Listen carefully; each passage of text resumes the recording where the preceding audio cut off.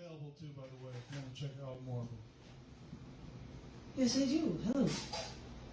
They're only $20, which I had to pay for, so please don't say I'll give you 10 for it. No, just, I don't know. Hi. I would like to share with you. Hi. I figure I'm going to be on this whole thing about post-Roe v. Wade stuff because, as I said, now living in Austin, Texas, that is such a thing that is so down your throat, and how many more rights are taken away from women all the time. So I thought I was going to share with you two poems that appear in the, I believe it's July 2023 issue called Personal Archaeology. It's one of the literary magazines I host, cc&d magazine. Titles are based on accepted writings in the book. Next two poems I'm going to read from you are in this book, and yes, they are also in the book Testament. So, and actually they won't be in my feature, so these are all new to you, but these are in two books, count them 1, 2. I hope you enjoy them, or at least can tolerate all of the crazy stuff that you're hearing about how all these things are affecting women. So this first poem that is within both of these books is titled, Elevating the Fetus Goes Against Religion. Waxing poetic about the clash between government with religion is in my dossier, but I fight with evidence as my ammunition. But if it's a religious argument you want, then we can deliver that unto you as well. The Holy Bible disagrees with policymakers on when life begins, and these restrictive laws even go against basic Jewish beliefs too. People from one clergy are suing the state of Florida because of its new abortion law, and that this law violates their freedom of speech, religious liberty, and the Constitution's Establishment Clause, quote, because it codifies a singular and exclusive religious belief with no plausible secular justification.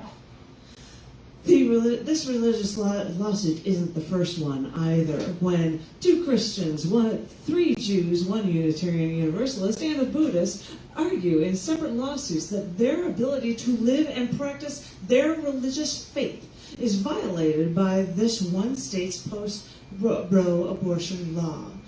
So if logic and reason couldn't sway you, maybe listening to those from multiple religions would. When I see the immoral acts from religious people, and also see how this united nation will only consider leaders for their country if they can prove how religious they are, well, maybe you need a religious argument too. Whatever argument it takes. Maybe we need lawsuits from different religions against one law. These lawsuits even argue that with this new law, it sets, and I quote again, a pernicious elevation of the legal rights of fetuses, while at the same time it devalues the quality of life and the health of the woman or girl who is pregnant. Wow, this religious argument sounds familiar. So maybe, if we want to turn back there to the right direction again, maybe lawsuits from different religions is a necessary step to show that everyone, no matter what your beliefs, is affected by a select few changing the law for too many. This may only be a start, but the more ammunition, the better.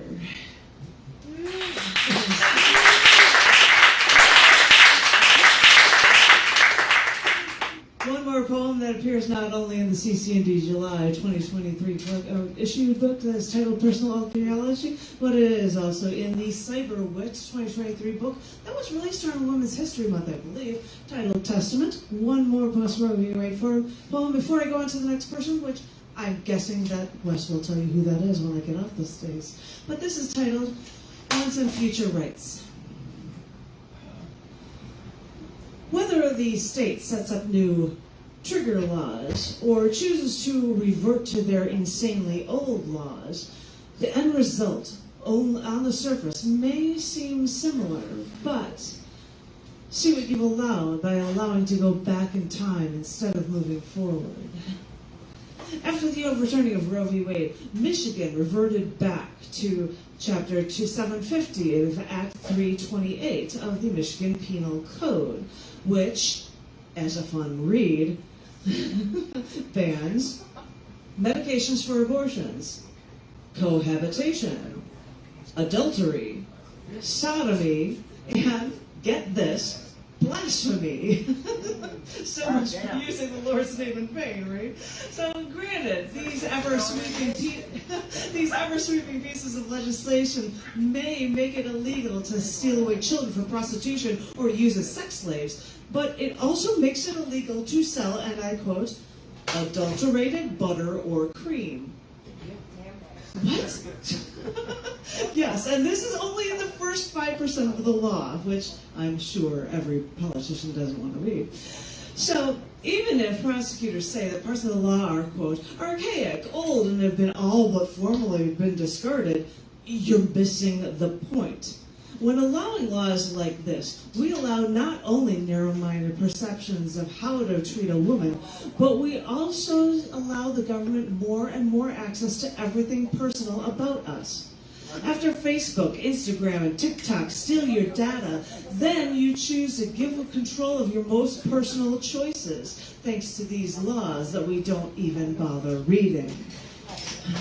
Dreading the stripping of rights from women because of laws many never even agreed to. Words from a John Galt's speech echo, ringing loud and true today as clearly as they were when they were written now nearly a century ago. The quotes, all that evil needs to win is the consent of good people. When these laws stand in women's way, remember, like prohibition a century ago, which they made failed laws to change people's behaviors, once protected women's rights now have become criminal. Not to the woman, she is the victim here, but to the people who are dispensing the drugs to make a woman's life easier. It took the government 13 years to get something as antiquated as prohibition off the books.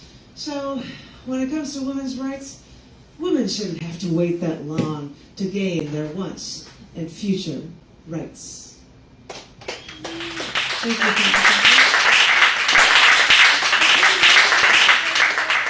Please on this once a month, and thank you, Wes. You're double plus up.